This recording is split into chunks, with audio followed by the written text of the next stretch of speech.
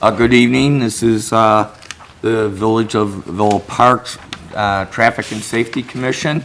It is December 3rd, and it's just after 8 o'clock. Let's have a roll call. Cuthbertson. Yes. DiTomaso. Yes. Flaskamp. Little. Yep. McMurray. Carl Timmerman. Karen Timmerman. Yo. Wagner. Here? Chairperson Pincos. Here. Okay, third on the list here is amendment, excuse me, amendments to agenda. Do we have any amendments? Chairperson Pincos, I do have a few items to note. I made a number of mistakes putting together this month's meeting agenda, including leaving on item number 905, even though the commission voted at the November meeting to close it. So I would suggest that item is, even though it's on the agenda, it's not officially on the agenda any longer. Closed, okay. And in addition to that, I failed to add new item number 907, which I recall correctly was in reference to the next round of Drive Like Your Kids Play Here signs. Am I right about that? Yeah. So we wouldn't be able to take any formal, I'm sorry, the commission would not be able to take any formal action on that item tonight, but I don't know if there was any plan to do so. So I will make sure that 907 is added to the next agenda. Also, just one quick note. Unfortunately, we do not have minutes ready for this meeting yet, so I would ask the commission's defer that to the next month meeting. Okay, Bob? Yes, I'd like to make a motion to remove item 7A, Second. the approval of the November 5th, 2024 meeting minutes, and then I'd also like to make, and included in that motion would be removal of item 8E, pedestrian signage and high visibility crosswalks at St. Charles and Ardmore. Okay. We have a motion by Wagner, Second. second by DiTomaso. All in favor, say yea. A. Any nays? Okay, very good. Any more amendments? Okay, moving on to public comments on agenda items. We have one person, Bonnie. We do ask that you try to keep this to 3 minutes. Okay, thank you.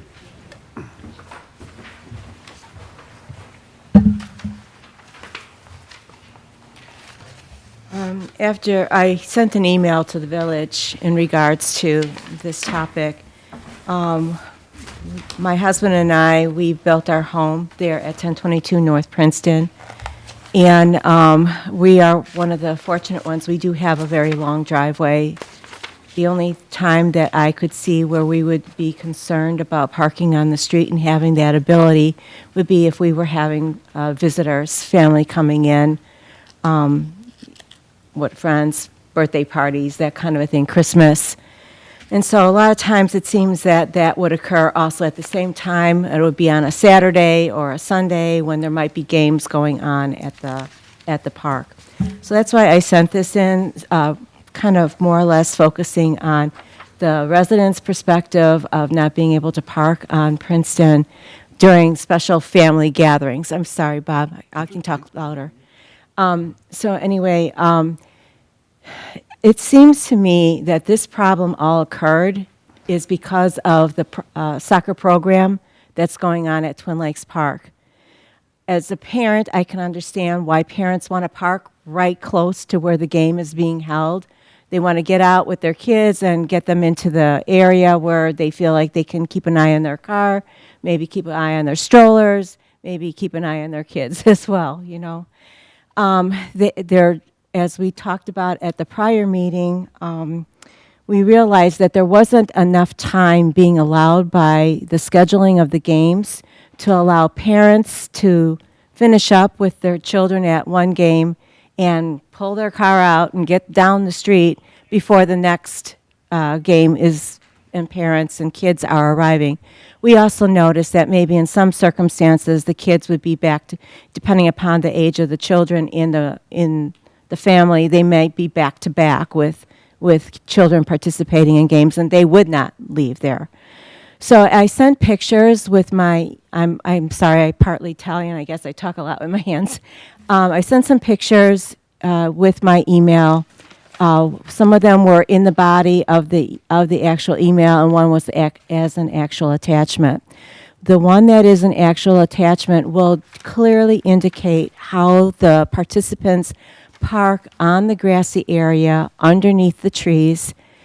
And that area is part of the wetland. It can be at times very wet because it's the wetland. And that is the area where my husband and I, we needed to install 2 underground water mitigation sewer pipes underneath the street when we built our house.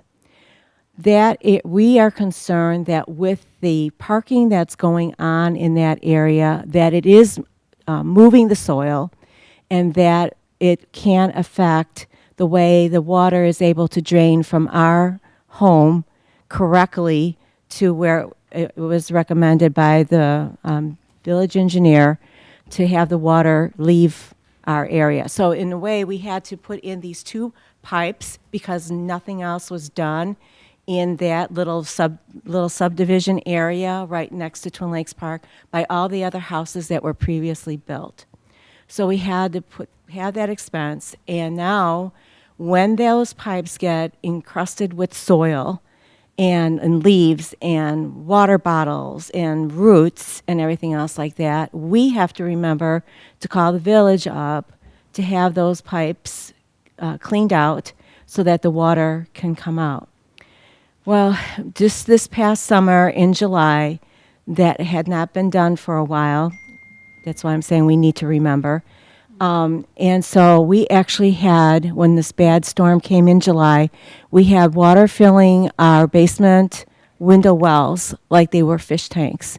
And it was because the drain tile would not release the water because the water was backed up into those water pipes that go underneath Princeton from the water not draining correctly into that little creek that runs along Twin Lakes Park. So that's another reason why my husband and I call when we see people parking underneath the trees there, because we know that they are not aware of where those pipes are and that they are able to push the dirt and other things into that area. And so I have pictures that's another topic, but that's not necessarily for this. So my proposal is that I agree with what you're saying. I appreciate the commission's concern for safety. I think we need to have safety because the children are in that area and it is a narrow street.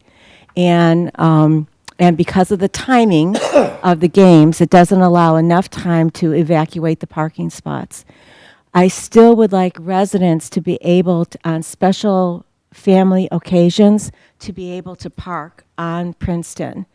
And, you know, if there was some other reason why they needed to have their car out there for a couple hours or something, not necessarily to have the police come and give a ticket. So I don't think it would be anything by residents parking on that street that would occur that often. I just would like to see that availability. So that's why I had added language to the proposed ordinance that would allow residents who live directly on Princeton Avenue the ability to have cars in the street if they were, guests or a particular reason. Otherwise, I agree with what one of the other residents had sent in an email as well in regards to the signs. If there are no parking signs needing to be installed, we would prefer that it not be directly on the side of the residents. If it could be more or less a reminder by the parking lot. And I think that it also, I don't know if it's being communicated clearly enough to parents that are participating in the programs that they need to park in the park's parking lots and not into the grassy areas as well. I thank you very much for your time, and if you have any questions, please let me know. I did put in H-frames. I don't know do you know what H-frames are? Yeah, okay. So I thought that would be an economical way that the Park and Recreation Department could kind of remind people not to park on the street without having to install permanent signs. Thank you very much, Commission. Thank you.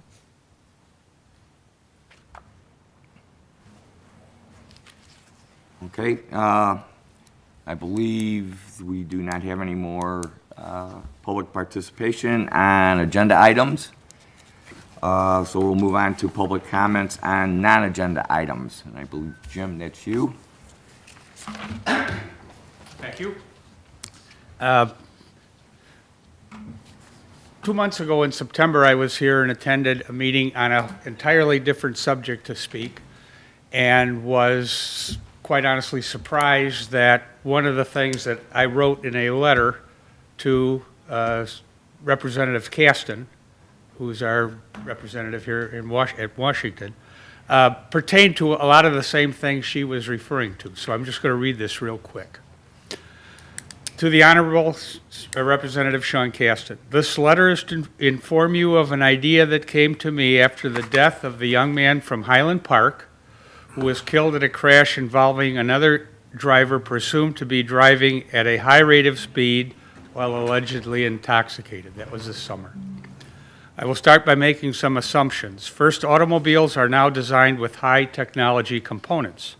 Second, driverless vehicles are using those components to ensure safer driving that will reduce accidents and resulting death or injury that carries a high price. Third, I believe that all new vehicles now have features including GPS and cruise control. So my idea was, why can't auto manufacturers add a safety feature that will limit the speed of a vehicle to the posted speed limit on any road on which it is operated by the cruise control mechanism? The driver may operate the vehicle on any road they choose, so we're not trying to limit where they can drive. But the GPS in the vehicle knows the speed limit on that particular stretch of highway. It knows, the GPS knows the speed at which the vehicle is moving. The vehicle could also read the speed on the speedometer. If the speed of the vehicle exceeds the posted legal speed limit, then a mechanism would automatically limit the speed of the vehicle to the posted speed limit, or, if that's not enough, a legislatively passed law by Congress to impose the percentage at or above the speed limit the vehicle may be operated. The action should be a legal mandate to all car companies that sell automobiles in the United States. It should be a federal mandate so that it's uniform.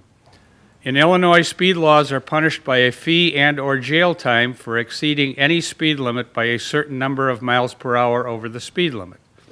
This proposal would impose a vehicle speed restriction for exceeding the posted speed limit by a percentage, 0 to whatever Congress would decide, or the state would decide, and not result in a speeding ticket. So no more speeding tickets. If the technology exists, then this mechanism could be added to the base price of all new vehicles at a reasonable price, subject to interpretation. And I've got in parentheses, new car prices are expensive, and the cost of this feature would be expected to be a very small percentage addition since it would be spread out over millions of vehicles. The benefits would include standardizing the feature on all new cars, basically eliminating the need to police and prosecute speed laws, which somebody on the board mentioned that as trying to come up with an idea to reduce the amount of time police officers had to spend taking care of speeding violations. Since the vehicles will not be allowed to violate the speed limit. So this is getting back to the base. Taking police departments out of the task of trying to enforce, and I put in unenforceable speed laws. And all you have to do is drive. I drive with my bus down St. Charles Road to go back to the bus garage. And at 30 miles an hour, or slightly over, I'm retarding traffic in most cases. I don't pass very many people doing the speed limit.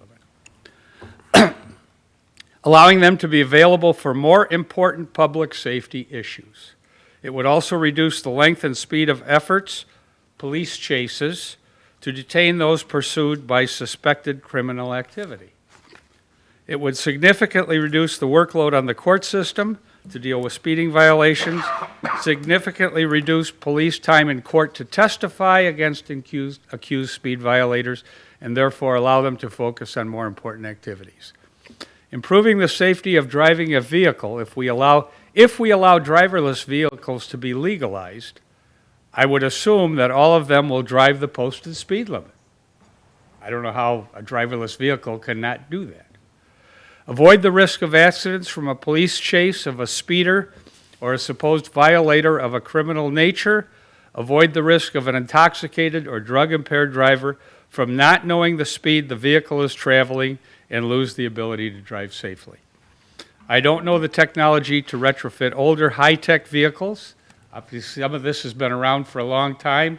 It started going back to when they were trying to start small increments of safety features to go to driverless cars. I don't think most car owners with those vehicles would voluntarily bring them in for a retrofit. However, it would be interesting to know how many vehicles could possibly be retrofitted.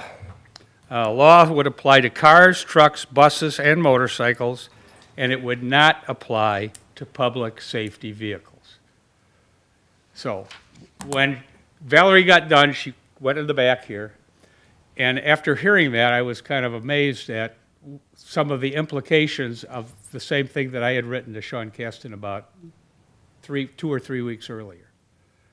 I got a call back from one of the aides. I basically reiterated what I had written here and sent it to him. He read it, got back to me, thought it was a great idea, but they didn't want to invest the time or the political capital because there are obviously people who are going to say, as one of our bus drivers told me when I mentioned it to her, you're taking away my rights, my freedoms. And my response was, I don't think you've got a freedom to drive any speed you want in your car on a highway. But obviously it's a big deal. So I brought this over because some of the things related here to someone who said or inferred that we have to try to figure out a way to make the police more consistent and, or in this case, not have them have to worry about that at all and they can attend to other things. Thank you. Thank you. Any comments? Okay. Interesting concept that you're thinking of. I did leave a copy of this, and I've made another one. Grammatically, I should have changed a few things, but if you'd like that, I can leave that here today. Do we have a copy of it? Yes, we have a copy of it. Okay, Thank you. thank you very much. Would you be able to send that out in an email? Who's got the copy? Kevin or Bob? Yeah. Oh, okay. Kevin. Yeah, I'd like a copy of that. Okay. Thank you. Oh, the last thing was, when I sat down with her, she said, that's a great idea. They've already adopted this. I don't know if it's the European Union or the European Common Market. She said, this is already in effect with a start date in Europe. Interesting. Basically the exact thing that I talked about. Thank you. Interesting. Okay, so any other comments on this? No. Moving on to item number 6, presentation for the Bike, Pedestrian, and Transit Subcommittee. Bob? Thank you, Chairman Pincos. So the Bike, Pedestrian, and Transit Subcommittee, last meeting was November 21st.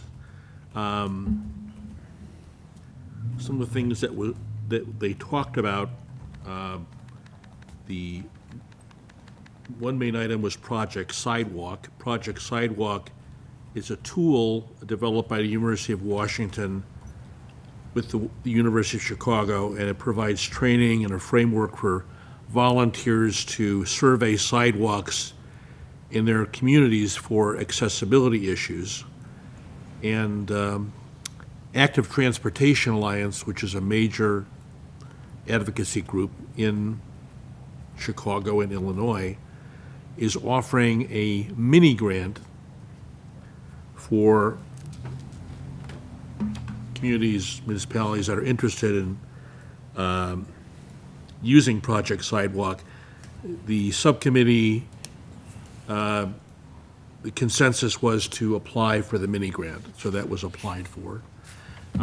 The commission talked about their 2025 goals. The commission will not meet in December, which kind of mirrors the Environmental Concerns Commission. And at the November meeting, the subcommittee passed along to the Environmental Concerns Commission 3 recommendations for modifying Article 7 of the Code of Ordinances, modify Section 7.2, modify Section 7.52, and modify Section .4. The Environmental Concerns Commission, since the Bike Pedestrian Transit is a subcommittee, the Environmental Concerns Commission voted to pass along those recommendations to staff. So to Mark McLaughlin, Mike Guerra, and the manager's office. And that concludes my report. Thank you, Bob. Can I ask a question? Why would the subcommittee pass it directly to staff instead of to us?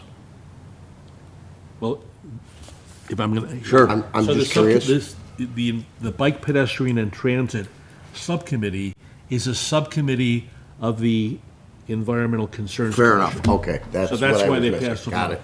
And I did pass out copies of the, and I apologize, I didn't give you a copy, but. Thank you. There's a copy, and I don't know if we want to put that on the agenda to talk about, but it will be passed along to Mark McLaughlin.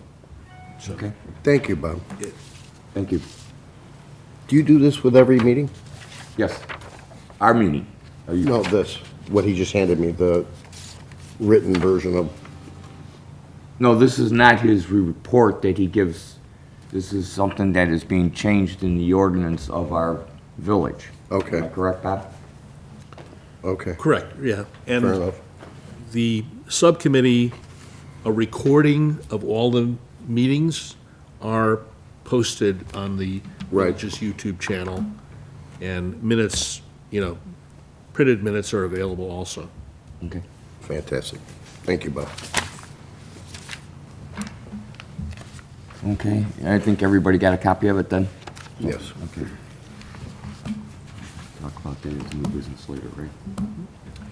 All right, moving on to item 7, approval of the minutes. We scratched that as an amendment as we started this, so hopefully we can get that taken care of next meeting. Moving on to item 8, old business. Item 900, parking restrictions on Princeton south of Belden. Comments? We have a package in here of the ordinance that is being planned to be presented to the village board. Yes, Bob? So I appreciated Mrs. Gibellina's comments. A couple things that struck me. Have we passed along her comments to Parks and Recreation? Because I think the idea of staggering the start times for soccer games would seem to me a good idea. Bob, can I speak to that? I've got one more comment. Sure. The other question I have is about her recommendation to accept residents to her exception. I'm just wondering how enforceable that is. I think it's a good idea, and I appreciate the photos, but I'm wondering how we would enforce, or, if we had a police officer there and they were patrolling, and how would they know who's a resident or not? Good question. Or a relative of a resident. We have a police officer here that maybe could answer. The easiest way would just to be run a plate and see what it is comes back to. I'm sorry, I can't hear you. The easiest way or most simple way we would do it is just to run the plate and see what edges it comes back to. Would that be a burden? No? Okay. Question. So we have plate recognition software, right? We do. Okay. That answers my question. Okay. So the game start times are already staggered by 15 minutes, and my observation, participating in Park District Soccer for the past couple of years, is that 15 minutes is plenty of time for the people who are leaving to leave before the people who are coming for the next game to come. There are many families who have multiple kids participating in multiple games over the course of a Saturday, so they'll be parked for the duration of those multiple games. But there's plenty of time for the lot to clear out and refill. 15 minutes is plenty of time for that.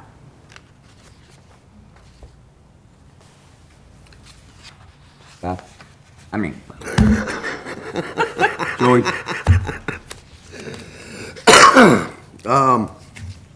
Thank you for coming, Bonnie, and thank you for your email. I've thought about this quite a bit, and this is a little bit difficult because it's not, we can't do a lot to solve the issues that are there. I agree, Parks and Rec should be taking a look at this, as well as, in light of your photograph of the people parking on the grass, Public Works should be looking to see if there's something they can do. Perhaps they could put a fence along that area to prevent people from pulling in and parking, whatever. I don't know. But they need to take a look at those aspects. Parks and Rec should take a look at maybe scheduling, maybe if they need to figure out more parking someplace. I don't have the answer to that, and that's beyond the scope of this commission. Sure. And I don't know, Commissioner Liddell, if Parks and Rec Department personnel are there during the games, or are they just bringing in volunteer soccer coaches who are trying to teach the lessons, and don't even have time to really manage people where they're parking? Right. It seems to me that this needs to be better managed by Park and Recreation.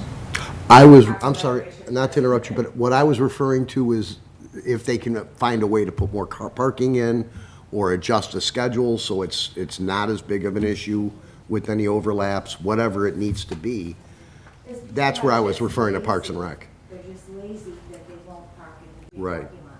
Right. And that's why we had a porta potty put into one of those few spots that are right there on Princeton, because the people couldn't walk to the main beautiful building that Little Park put in. So I think that part of it is a little bit of establishing expectations to participants. I agree. We are the residents, they may be residents and they may not be residents who are participating in these soccer programs.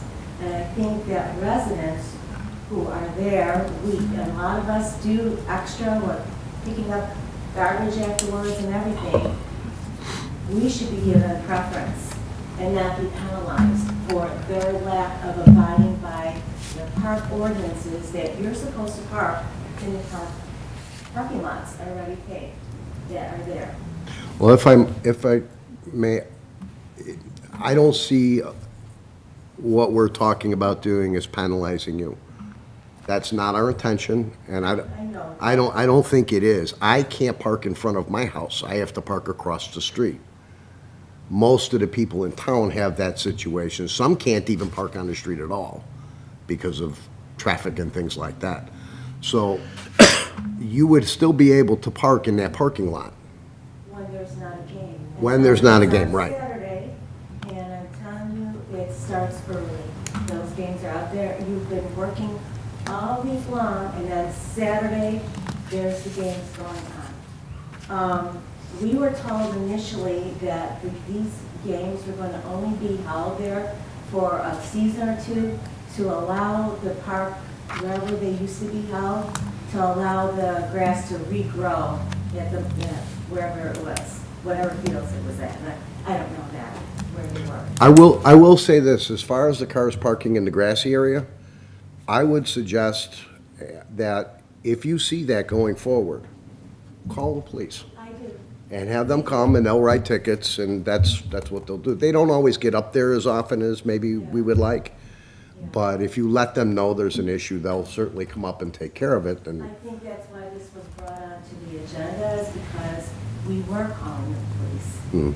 And then the participants, and we don't want to cause this animosity between residents and participants. no, You know, and then they know, I mean, how many houses are on that street? 8? yeah, So they're gonna know which one of these houses called the police on me.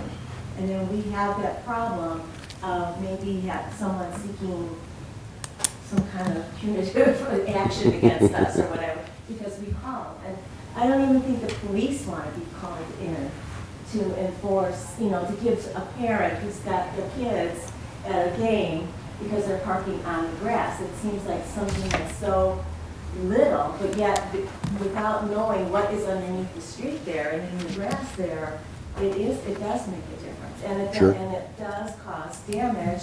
And then during the rest of the week, when nobody else is there for those games, we're the residents that have the repercussion of the ruts in the soil. well, and that's why I would like Public Works and Parks and Rec to get together and try and figure out how to solve their end of these issues. My biggest concern, though, is safety. If there's cars parked in that lot and cars parked up and down on the west side of the street, I don't know that fire apparatus can get through, if an ambulance can get through a fire truck. Maybe your house ends up, having difficulties because they can't get down. They're not usually parking too much in front of the houses. It's more along those grassy Right. areas along that. Right. And so, but they'll use our driveways. They'll use our driveways to back up and back Oh, forth. okay. Do all of it. To turn around, To because turn it's a around. tight street, yeah. Yeah.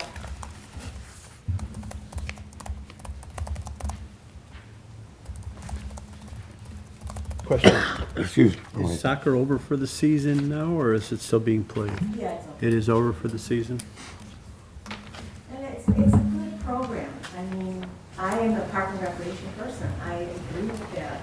It's just that I think the parents, grandparents need to realize that they need to park also in the big parking lot, the main parking lot. So the big parking lot is often all the way full because spring soccer season overlaps with baseball season, and so we've got multiple teams playing multiple sports using that lot. So a lot of parents park on the Princeton side because, first of all, it's closer to the little kids' field. The first and second graders, third and fourth graders too, play on the smaller size field that's on that side.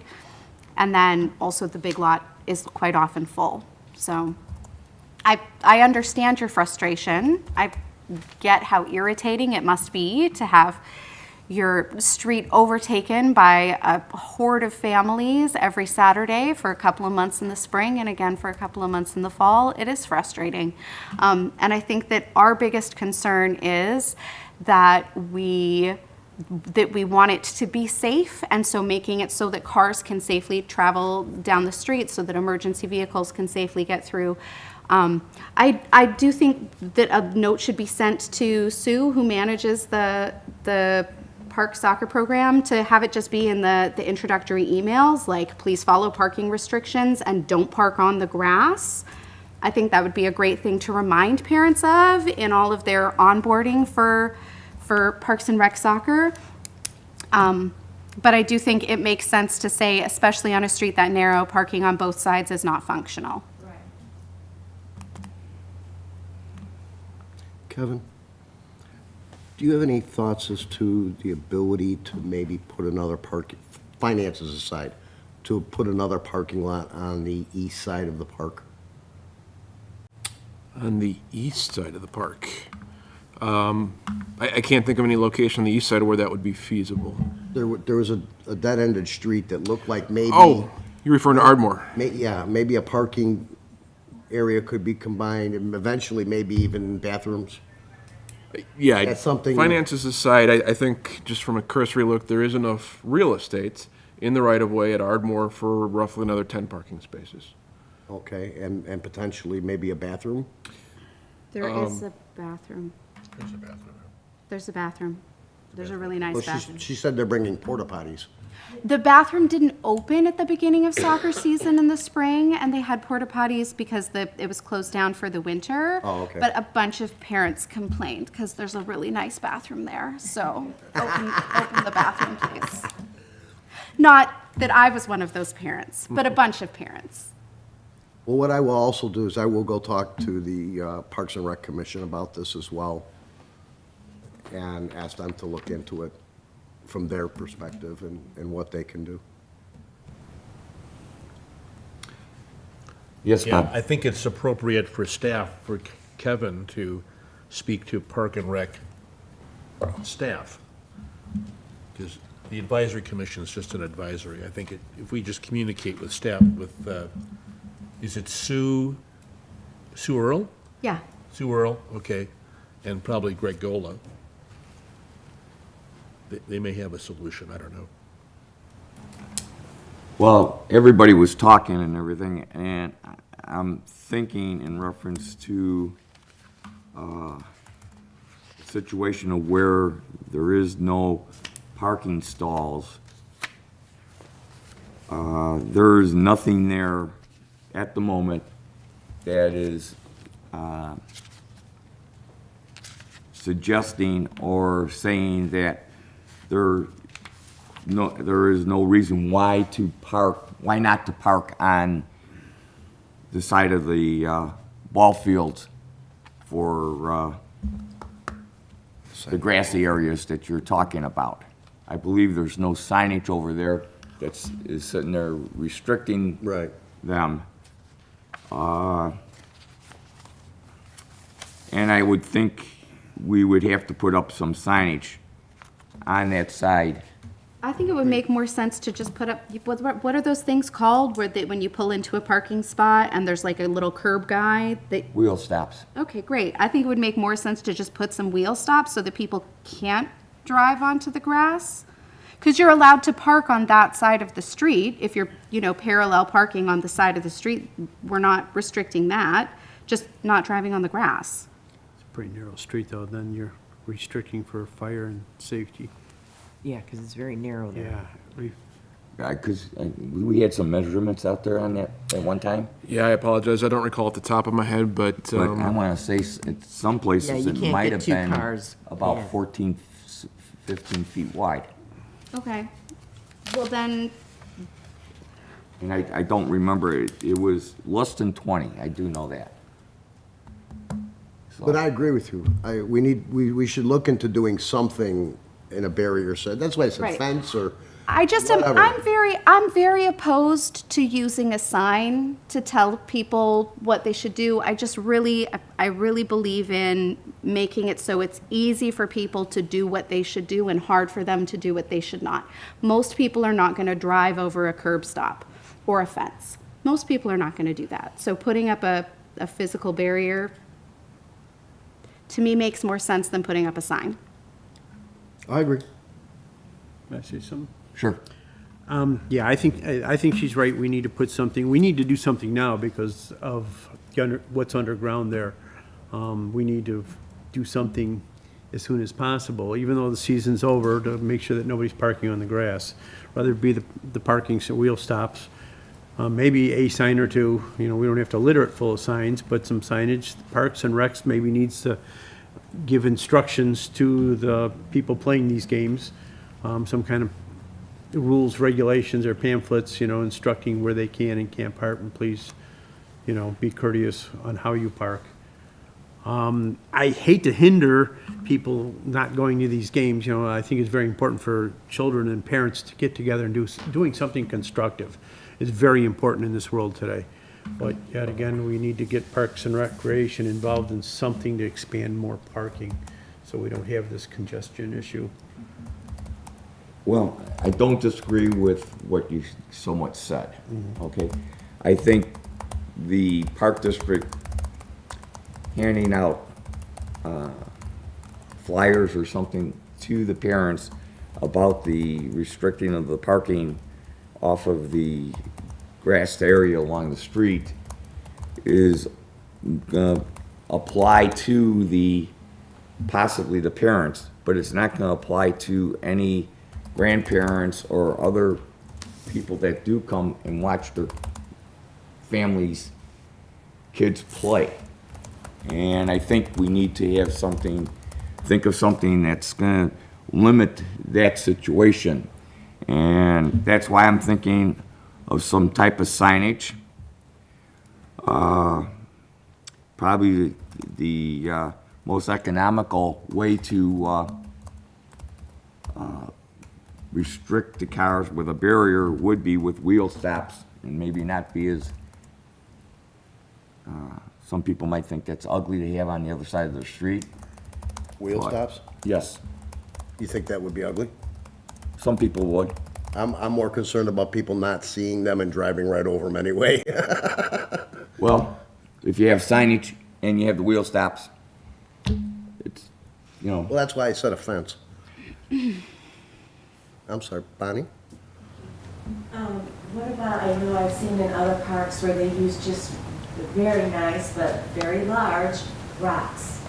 It just blends in with the environment, it still looks like a park, you know? Yeah. And it blends, but people know, there's a rock there and they're not gonna drive their car Sure. right into it. Sure. and that is a good idea. That's a great Boulders, idea. yes. That they're boulders, yes. Big boulders, certainly. Yeah, all these things I think need to be looked at for that area you're referring to. And part of it, I think there's a lot of different aspects to this that need to be looked at that, like I said, kind of go outside of our purview. I'd like Parks and Rec to look at maybe finding alternative parking situation, something to solve that grassy area because they should not be parking there. So, yeah, I agree with all of that. Yes. Therefore, my suggestion is that we don't pass this at the moment, to pass this on to the village board for review. I would like to possibly think of some signage that could be put in there to restrict the parking on that side. Kevin, I'm looking for suggestions if that's a valid idea. I don't believe it would be enforceable without an underlying ordinance, but there might be some options there. Well, that's why I'm talking about researching that and not presenting this to the board beforehand. So if we could put signs that could be enforceable, and then possibly you could talk to the park to see what, Park District, to see what they could do with trying to, a good point was the boulders or something like that. That's not as much of an eyesore as a wheel stop is. So I'm bringing that up to the committee and what your thoughts are. I don't have a problem putting it off for a little while. This isn't something that has to be done right away. Soccer won't restart again until March or April. So it shouldn't be an issue, so we can take some time. Yes, Bob? The only comment I have is that whatever we do on the east side of the street is not going to affect this proposed ordinance. We're talking about the west side of the street. And the east side of the street is where people are parking and causing the issue with the drainage. That's a separate issue.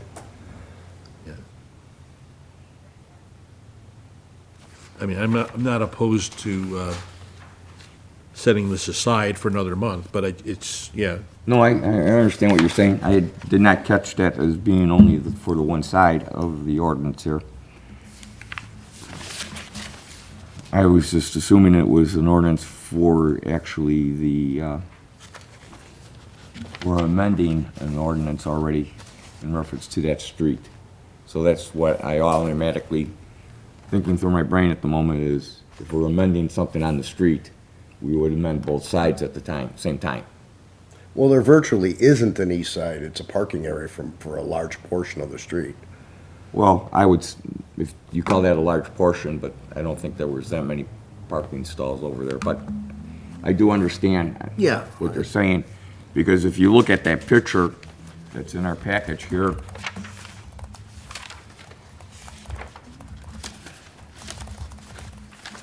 It's actually 14 spaces.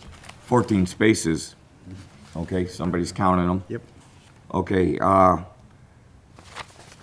that's probably for that street there, this ballparking, it's a third of the length of the street, a third. So,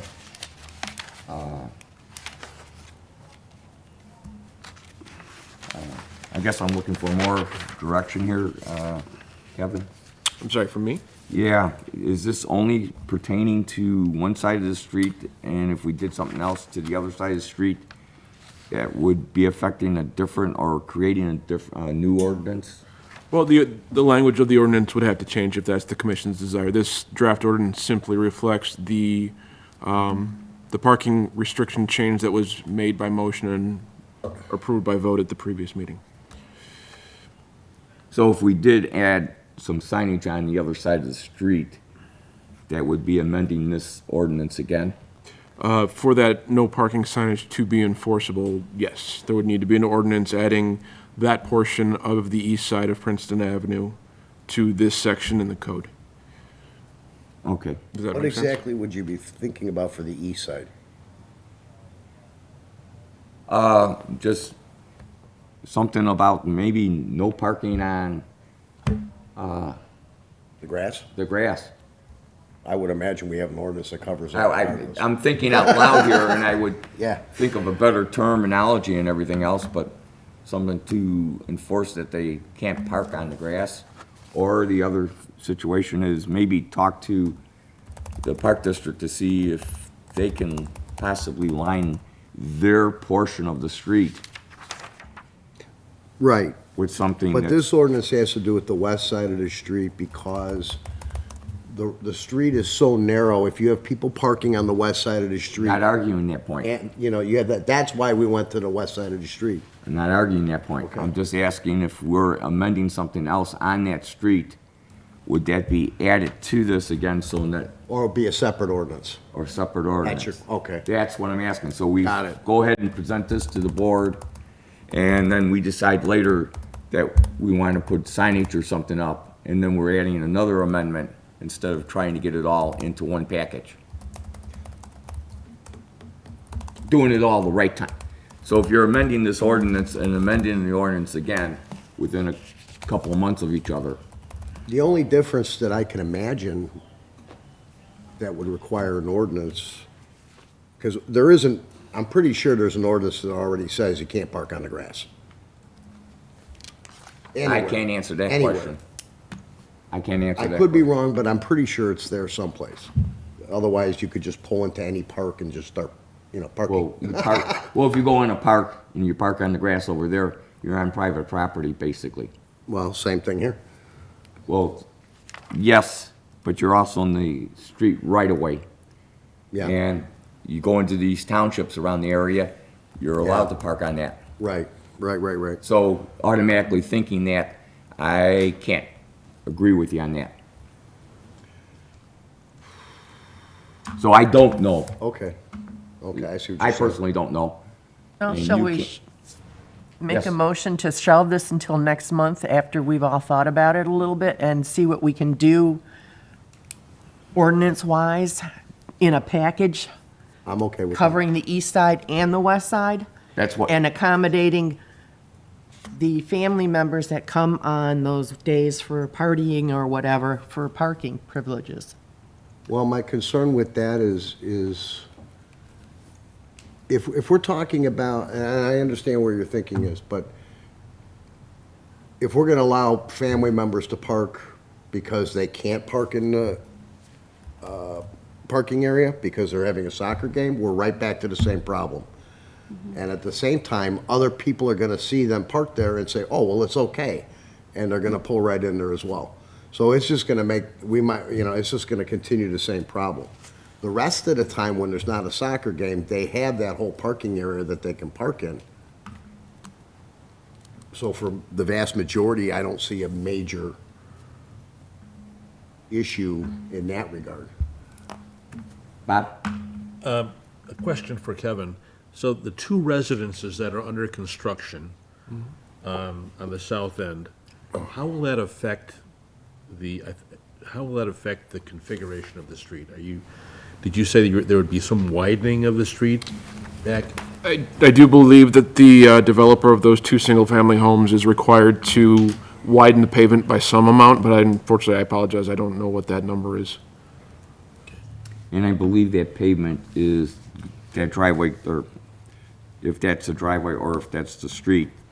I do remember when I went out there originally that that was a much narrower piece of pavement than the actual road further towards Belden. Matter of fact, I thought it was a private drive possibly, Yeah, I think that was originally what that was. so. I'm in favor of postponing it, as Karen brought up, and think about that signage on the other side. And go from there, because I just don't want to amend something and then amend it again right away. Yes? I'll make a motion to table or set aside item 8A, parking restrictions on Princeton south of Belden, so that we can obtain more information from Parks and Rec and from staff. Sounds good. Second? Seconded. So that was Karen? Karen? All in favor, say aye. Aye. Any nays? Okay. Kevin, one more question. Is there anything, well, let me try it this way. Has Public Works looked at extending this parking area either direction? I believe that was discussed at a prior meeting. I believe there was actually pushback on that idea from residents on Princeton Avenue, is my recollection. Okay. Setting aside the cost, setting aside the potential Yeah, cost. yeah, of it. right. So, but could it be? So, for example, that grassy area that they keep parking in anyway, could we effectively extend the parking lot to that area? I believe the parking could be extended further south, yes. Again, setting aside cost and any public opinions. Yeah, I'm thinking future. I mean, anything we do in regards to adding parking is obviously gonna be down the road. But it's something to consider and look into. Is there any reason you can think of, Bonnie, that we couldn't? I just know a lot of residents up and down the street do not want that to be done because it will affect the appeal of our neighborhood. You know, that's why we invested in that area, is because of the openness and the lack of, we want the trees, we want the grass, we want. Okay. And again, this is a spring and fall program for possibly, what is the percentage of residents and how many are non-residents that are participating in this program? I don't have any answers. On Saturday. Yeah. I'm just trying to balance everybody as best I can. Yeah. Okay. Thanks. All right, we're gonna move on. Did you? Item number 902, stop signs at Elm and Princeton. Chairperson Pincos? Yes. Staff is still working on the all-way stop sign warrant studies for both 902 and 903. We've got traffic counts completed for one. We're working on compiling the report. We have yet to get out traffic counts for the second intersection. So I would ask for the commission's patience. We pen this or table this until the next meeting. Joey? I'll move to push item B and C to the next meeting. I'll second. Di Tomaso and Little. All in favor, say aye. Aye. Aye. Any nays? Okay.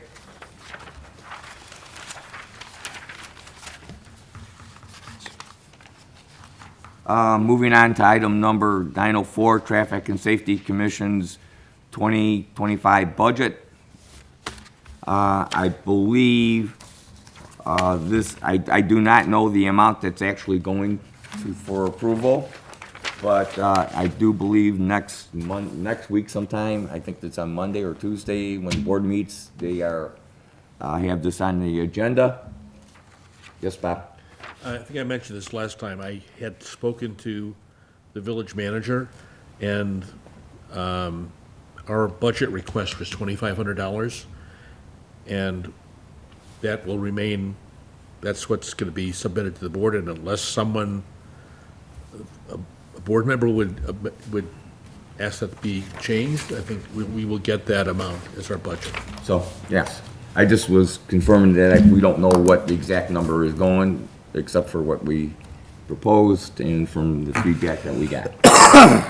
So, we should know more about that after next week if everybody tunes in on the board meeting. Then we go to item number 906, crosswalks at Ardmore Avenue near Lufkin Park.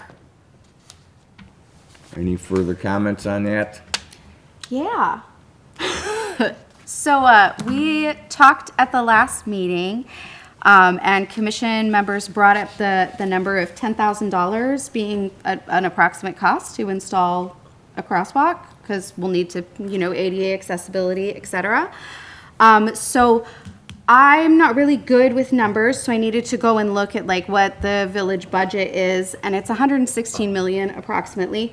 And so then I have to like make things smaller in my brain, like chop a bunch of zeros off to be able to think about it in a logical way, because $10,000 sounds like a lot of money, but $116 million is a lot of money too. So I was thinking about it in the context of if a family had a budget of $116,000, what kind of expense would this be? And the answer is 10. It would be a $10 expense.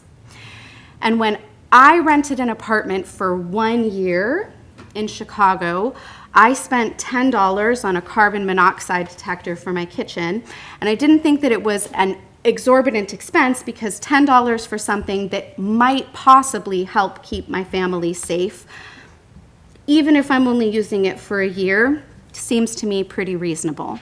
So I think even if we're only using it for 3, 5, 7 years before Ardmore Avenue is redone, I think a crosswalk is a pretty reasonable expense, even if it is $10,000 compared to the budget of our village.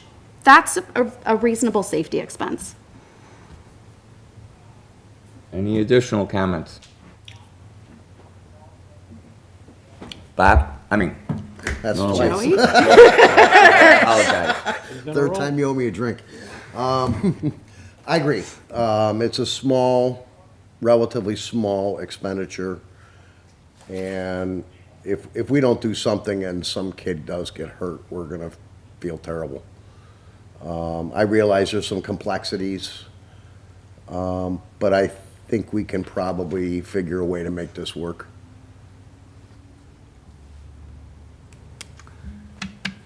I have a question to you. Sure. Will that affect anything in reference to the different grants that you are applying for the Ardmore improvements? Well, I guess maybe let me start by mentioning that the $10,000 wasn't from staff. I don't know where that number I came threw that from, number but- out. I said Okay. it's gonna be at least $10,000. Yeah, I think it's actually, I think that number's quite low. But I'd also like to clarify that staff's pushback, I know I did mention at one point that we would rather include the cost of this within the larger construction project. After discussing further, staff is willing to move forward with the crosswalk sooner than that. But we would still like to at least kick off the initial preliminary engineering for the larger project so that we can have the consultant do a more comprehensive look in that corridor. We actually, just to give a quick update on that, we expect to take an agreement to the village board for consideration in, I don't want to promise, but I want to say at least planning on the second meeting in December here, so just in a few weeks. If we miss that one, we would be looking at early January. And we've asked them to include a study of the pedestrian and traffic flow in that corridor so that they can make a recommendation as to where and how a crosswalk should be constructed. And then the village would then move forward with that in advance of the larger construction project. But the dollars aside, we still, as staff that is, are not comfortable moving forward with constructing without some sort of engineering investigation and data to back that up. But that said, if that effort can be completed in time for the 2025 sidewalk program, we would try to include it with that or some other construction project next year, as long as we can get that done in time. Sounds like a reasonable idea. Yes, Bob? Just a question for Kevin. So you're going to bring a proposal to the village board this month. Is it for phase one engineering? For phase one engineering of the entire Ardmore corridor from Roosevelt to North Avenue, yes. Okay. And can I ask, do you have a engineering firm selected? We do. Civil Tech Engineering has been Okay. tapped to do the phase one study for this corridor. Can I ask what the timeline for phase one engineering is? For the entire corridor, probably looking at about, I would guess, 2 years. Okay. For the crosswalk in the, call it the Lufkin corridor, we'd be looking to push that right at the beginning. I want to clarify, I believe resident Donna Noxon had made a point of saying that it needs to be during the peak hours when the park is being utilized. We're not going to see that for, obviously, for several months. Right.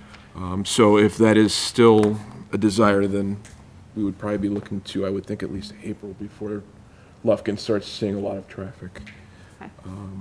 But that said, it has been, that effort's been specifically incorporated in the scope of the pending agreement. I'm not in disagreement with it unless this commission is. Because it has been backing behind everything in reference to engineering and in reference to how, No, as long as we're getting it in time for Lufkin. well, he's basically saying that he has to, that the study would be taken probably the first part of the summer, Okay. spring, summer, and a recommendation would be presented to the village or the engineering department, and then Kevin would bring it back to us and talk about it. Am I correct? Yeah, I mean, alternatively, but yes, I think at this point, with as much discussion as we've had, staff would not be comfortable moving forward with any physical construction without bringing the ideas back here, yes. Yes, I totally agree, because I think you also have other miscellaneous utility problems at that intersection, if I remember right, with, Yeah. The light bulb. there's a light pole, you had Right. sewer structures that are in the street, by the curb line, the inlet area, catch basins. The fire hydrant, it'll miss the fire hydrant, but only by a few feet. But with them taking a engineering look at it and everything else, I think that's a step forward. Kevin, when would be a good time for a update from staff? I'm sorry, say that one more time. When would be a good time to expect an update from staff? Well, I think my voice maybe didn't carry, but in order to capture the pedestrian traffic as a part of this study, it would have to wait until the weather is nice and Lufkin Park is open and being utilized again. Okay. So I'm just ballparking, that's probably April, maybe May, before that can actually even take place. So would you like to put this off until April or May? I would leave that to the commission. I'm just offering, Would that be your suggestion, is what I'm asking? I know there's been conversation regarding this topic beyond simply adding a crosswalk in front of Lufkin Park. I know that's the agenda title, but there's been other mentions of other things as well. So I don't know. It's up to the commission, up to the commission. It's not my call. Is there a sidewalk along there? Oh, yeah, there's sidewalk along both sides of Ardmore, north-south. It just doesn't Okay. It just doesn't connect east-west. connect. Oh, I see, yeah. It's very difficult to see under the trees. Oh, okay. Because I thought there was, and then when I was looking at that, I was just like, but you can see the structures that I'm talking about. Yeah, yes. Okay. So I'm in favor of leaving this on And Pend it until we have more information to, just pend it as we watch the progression of the situation. Does that mean we bring it up every month, or do we want to put it off until like April? No, I would like to leave it on, Okay. unless So that somebody we has a better remember. idea why we want to take it off, and then, Fair enough. I do have a question for Kevin, probably. You seem like the person who knows things. So I heard an old saying at one point in time that says, if you count the people who swim across the river, you'll never find a reason to build a bridge. And I wonder how traffic studies take into account the fact that the current infrastructure strongly favors motor vehicles and is in many ways outright hostile to pedestrians. We've already covered the fact that there's literally no pedestrian crossing between Riordan on the south side of Willowbrook High School and Jackson on the north side of Lufkin Park. There's no crossing there. So how are we supposed to be getting good numbers about the people who want to cross Ardmore Avenue when there are no infrastructure pieces for them to be able to do that? That's a good question. And unfortunately, not one of the things that I know. But it's worth having a conversation with the engineer, since we've already asked them to include the study, just to find out exactly what the nuts and bolts of that would be. So I will have that conversation. Thanks, I love it. Bob? Question for Kevin. So will Civil Tech have a public input meeting as part of the process? Yeah, actually, because of the size of the corridor of Ardmore, it's roughly 3 miles long from south end to north end. Because of all the, I guess history, I would say, with regard to identifying needs for new and additional bike and ped facilities, there's actually going to be 3 public input meetings. The plan is to have one when the slate is basically completely blank, in which nothing's really been developed or conceptualized yet, and that way everybody can offer opinions, suggestions, ideas, solutions, what have you, and then taking those that public input from the first meeting, weighing it against available right-of-way cost, federal regulations, IDOT regulations, things like that. We would then move forward with trying to put to paper some of the things from the first meeting. Just my experience with public input meetings is that there's usually maps that and then they encourage input, and so would be an opportunity for the public to say, hey, there's this issue with pedestrian crossings, and we could, Absolutely. let Civil Tech know. and from all the information I know about these preliminary meetings that I go to all the time with other villages and stuff, that they do actually have the corridor out there, and you basically then can pull somebody aside and talk to them about it, and then you can write your suggestion, and they'll take it from there. Yes. Kevin, will we be getting a presentation from them? That was not something we had discussed, a presentation specifically for traffic and safety. Let me take that to my superiors and see what they say. All right. Certainly, traffic and safety, and every other member of the public, every other member of every village commission would be more than, would be invited to the public meetings as well. As far as a presentation here, let me have a conversation about that. All right, thank you. Joey, I really think we don't need to have a personal presentation here. I think we do. I think commissions need to be, all the commissions need to be considered for things a lot earlier than they are. This crosswalk we're talking about is a perfect example. That should have been brought to us while they were planning out what they were doing with Lufkin. It should have been brought to us with the rec center when they were planning that. And both of those were skipped. That's kind of our purview as to what we're supposed to be doing up here. So all I'm asking is that they're thinking that direction. Okay, in reference to this project here, I'm thinking that you would better have a feel of what the project is when they have it all together and out, laid out for the public to put their input in, and then you also get the feel of the public's input. You will get that feel. Oh, I don't care when the presentation is, it could be But at I'm whatever just part of the saying- process. Yeah, Which is totally separate from what you just mentioned in reference to the design for the park and how that went in reference to it affecting the existing conditions that were there. Okay, I don't know how they do that. That's like talking about every time they do a new building or a house going up with a new driveway.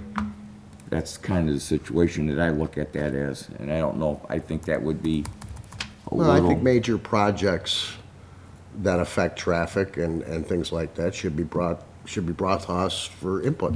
I'm not disagreeing with you, Okay. but I'm sure they looked at Lufton, and for many years, they didn't really do anything except, I don't even believe they changed the driveway Right. location.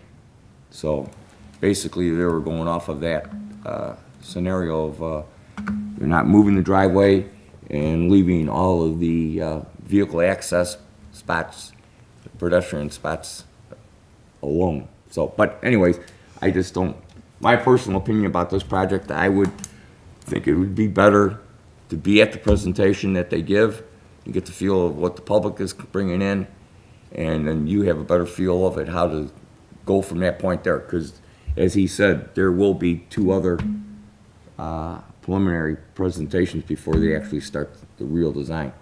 I understand that, and I'm just thinking, somewhere in that process, I would like us to be involved. Okay. That's all I'm referring to. Any other comments?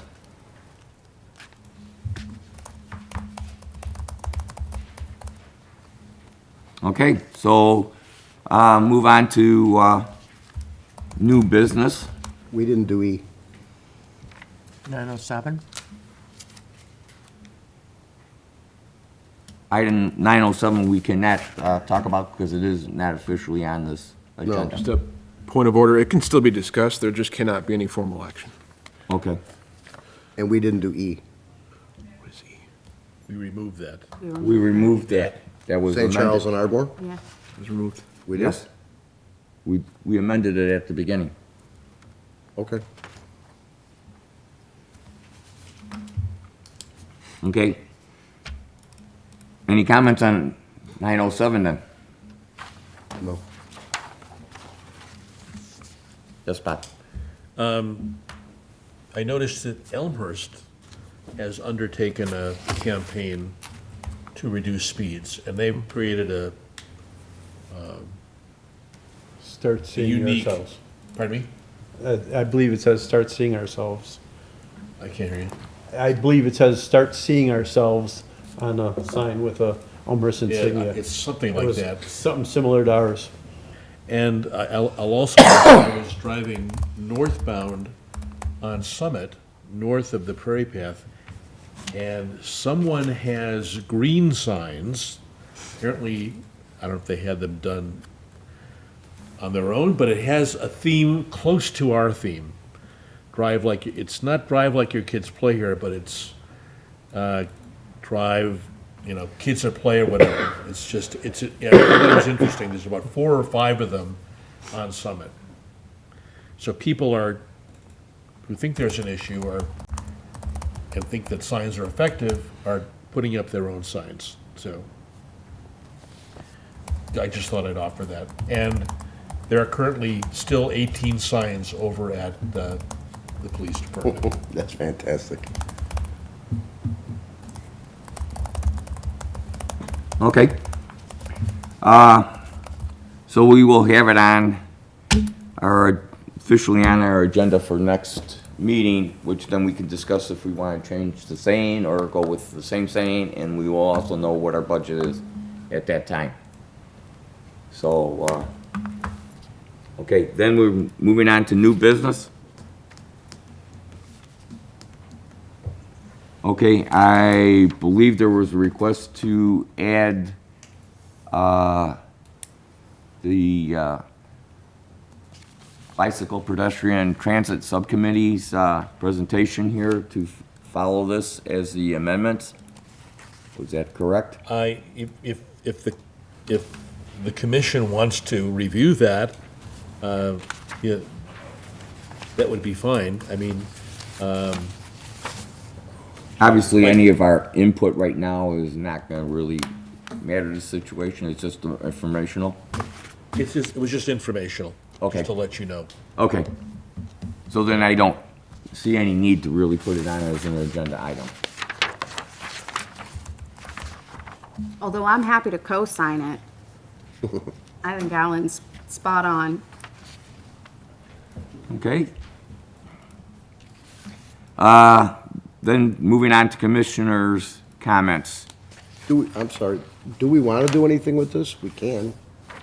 I think it's just, me personal, I thought it was informational. I think the subcommittee then went the appropriate way down the channels, and I thank Bob for letting us see the different modifications that'll be impacted. I don't think us putting it on as an agenda item is, we're kind of like just following it. I'm sure Bob will give us an update as it progresses. So Bob was nice enough to let us know about the changes, the modifications. So, okay. Commissioners' comments. Joey, we'll start with you on the left. Nothing from me. Okay, Bob? I will just mention that, I think it's called Safe Routes. It's a initiative that is happening in DuPage County, that's in kind of coordination with the CMAP program. And they're having a virtual meeting on December 5th, and I can forward the information to you. It's a campaign that the county undertook, and it mirrors what, the speed management presentation that we received. Okay. And that's all I have. Okay. Any comments? No, other than, I noticed that Elmhurst had similar signs to ours, that they started a program of some type similar. Other than that, I don't have any other comments. Okay. Trish? I'm good, thank you. Karen? Had a great turnout for the voters. I mean, we had lines all day. But also, Merry Christmas and a Happy New Year. Sounds good. And I usually get this off. Okay, and my comments are identical to Karen's. Merry Christmas and have a Happy New Year, and hopefully everything goes safe with everybody. And if you're traveling anywhere, that your travels are safe. Kevin? Only comment I have is I will not be here in attendance for the January meeting, so I will try and find a replacement to fill in for me and bring them up to speed on all the things that were discussed and are going on. And same from me. Merry Christmas and Happy New Year and safe holidays to everybody. Okay, do we have a motion to adjourn this meeting? Motion made. Second. Timmerman and Di Tomaso. All in favor, say aye. Aye. Any nays? Okay, thank you. 9:19.